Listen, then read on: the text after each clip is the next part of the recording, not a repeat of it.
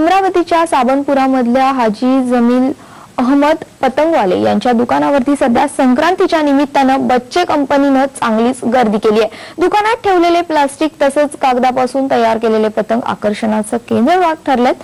5 रुपयांपासून ते 20 रुपयांपर्यंत पतंग या ठिकाणी उपलब्ध आहेत। संक्रांतीमुळे शहरातल्या अनेक बाजारपेठा सजल्यात। या दुकानांमध्ये छोटा Bhim, angry bird, Motu Patlu, Doraemon आणि विविध पक्ष्यांच्या आकारांच्या पतंग ही उपलब्ध आहेत। त्यामुळे बच्चे कंपनी फार खुश आहे। तर पतंगवाले यांनी आपल्या पतंगीच्या माध्यमातून कॅशलेस ऐवजी